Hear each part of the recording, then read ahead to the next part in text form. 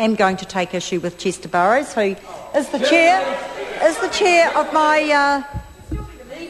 he should still be the minister, I take your point, but Chester Burrows is a very reasonable chair of the Justice and Electoral Select Committee, but on this occasion I would say that you are that he is being less than honest. The reality is that this government thought it was a very popular message to get out there, and to say that once the Prime Minister mentioned boot camps, that Prime Minister, or that leader of the opposition at the time, spoke about boot camps constantly. It was all part of the government's agenda. It was all part of this government's. It was all part of the rhetoric which we saw before the last election, that the whole country was crime-ridden, that everything was a mess, and that actually that you elect a national government, they'd get tough on crime, and my goodness, their toughness on crime would actually get rid of all the problems that we had with this escalating crime rate in New Zealand. None of which was true, but unfortunately, and I say this quite sincerely, unfortunately, a number of New Zealanders believe them.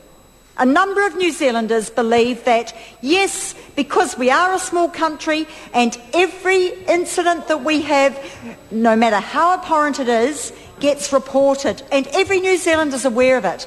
And actually that's a good thing. It's a painful thing, but it's a good thing. What isn't a good thing and what's a shameful thing is how the members on that side of the House exploited it. They used it to wind New Zealanders up. I saw a pamphlet from that minister sitting in the chair saying, blood on the streets, sick of it, we are too. We're going to fix it. Come to a public meeting. Well, they haven't fixed it. Guess what? There's still blood on the streets. But I'm proud that on this side of the House, this opposition have got more integrity than to utilise violence and violent acts against people and to capitalise on that grief and anxiety as the people on that side of the House did. And they did it to such an extent, and Chester Burrows, I'm really sorry, because I get on pretty well with you. Would that be a fair statement? That would be a fair statement. But I am telling this House that if John Key said boot camps once, he said it 100 times, as did Paula Bennett. So, look, you can try and cover for your boss. We never had to do it on this side, but I know you guys have to do it a lot. I know that you have a leader that constantly changes his mind, as he's doing. Before Paula Bennett tells me I'm getting off the topic, but we're seeing it now with GST, all these things. He said today, hey, no one's perfect, we all make mistakes.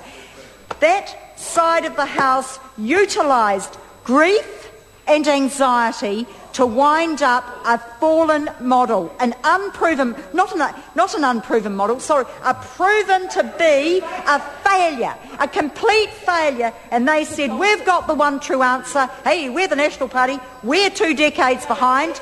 We're going to talk about boot camps. Just like they're doing with their education, just like they're doing in terms of their health, but also in terms of their latest bright idea where people are going to be whirling all around the cities, finding the best place for their child to be educated. It is an absolute nonsense, and it was something that was put up that we on this side of the House, and I'm really sorry about this, Chester, but we found it absolutely abhorrent and offensive. Now, of course, when the rubber hits the road, National has to explain, and of course really reputable organisations, judges, everyone who is so learned in this area, who has so much grassroots experience, came to the Select Committee and said, whoop, you have made a big mistake here. This is a crock of the proverbial. And what did the National Party say? John Key says, hey, we got it wrong. Sometimes we all get it wrong. Did he say that? No. Did the National Party say that? No. Instead, they said, let's reinvent the story. We're here to help. We are here to be all things to all people. So we're going to talk about these youth camps so that they're not what they really are. They're there to help young people. Well, we know that is not the case. But what saddens me is that this National will ram it through. Mr Chair. Lynn Mr Chair. Pillay. Thank you, Mr Chair. National will ram it through. And what are we going to see in 2 or 3 years' time when we go overseas and people say to us, New Zealand, you are visionary. We really admire your victims' rights and a lot of your progressive stuff. We're going to be an embarrassment. Why? And not only, because it's not about egos, never about egos in this country, what is going to be even worse is that the loss of opportunity for young people to right themselves. What we said in Labour, what the experts were telling us, was put the money, put the resource into the programs that are working. What did National say? We're going to go down the boot camp way, despite the fact that in the military style training, that's going to be the answer to all things, despite the fact that we know in the UK failed model, they've abandoned it. The United States, now we know they are not at the forefront on progressive things happening, but even they accept, that is not the way to go. So that this government has, in the interests of appearing to do the right thing, window dressed, just like they did in the 100 days of, 100 days of action? Was that? Exactly what action. But that was all part of their thing.